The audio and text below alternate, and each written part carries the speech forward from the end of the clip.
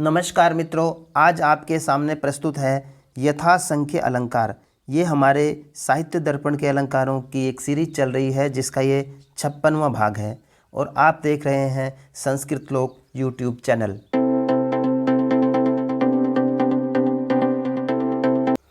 तो यथासंख्य का अर्थ होता है क्रम से।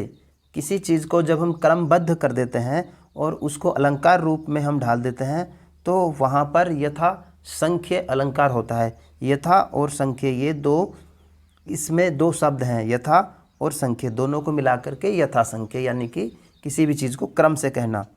तो देखिए किस तरह से क्रम से कहते हैं। आइए इसकी परिभाषा हम देखते हैं।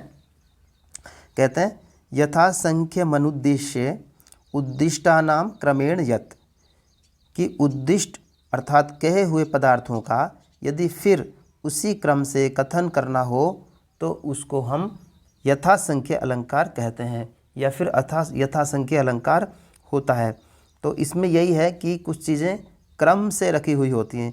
यहाँ पर मान लो 1 2 3 ये चीज़ें हैं और पीछे फिर से 1 2 3 ये चीज़ें हैं, तो हम 1 को 1 के साथ मिला दें, 2 को 2 के साथ और 3 को भी 3 के साथ।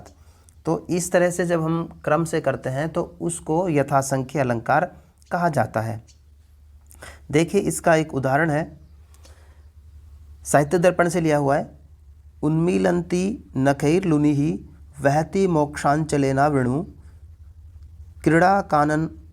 क्रीडाकाननमाविशन्ति वलयकाणैः समुत्राशय इत्थं वंजु दक्षिणानिल कुहुकंठकेषु सांकेतिक व्यवहारा शुभग त्वदीय विरहे तस्या सखीनाम मिथः। तो यहाँ पर क्या है कि कुछ सखियाँ जो हैं वो आपस में बात कर रही हैं।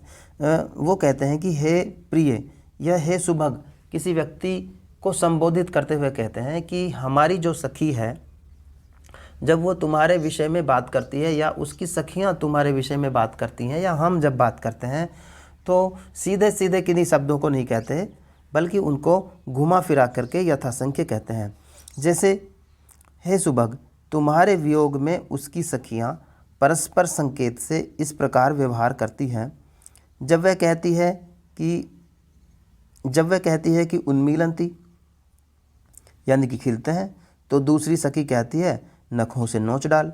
जब कोई कहती है चल रहा है तो दूसरी कहती है रेशमी दुपट्टे से रोक दे। इधर जब कोई बोलती है कि क्रीड़ावन में घुस रहा है तो उधर से आवाज़ आती है कि कंकण के शब्द से डराकर भगा दे। अब यहाँ पर क्या है, कुछ शब्द हैं और उनको जो सखियाँ हैं वो सीधे सीधे नहीं कह रही हैं, संकेत से कह रही हैं।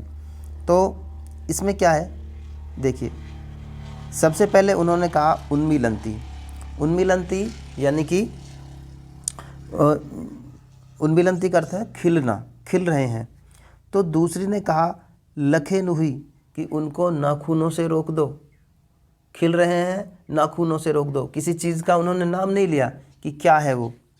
इसी तरह आगे उसने कहा वहती, दूसरे में उसने कहा वहती, तो फिर से कुछ नाम नहीं आया कि क्या बह रहा है।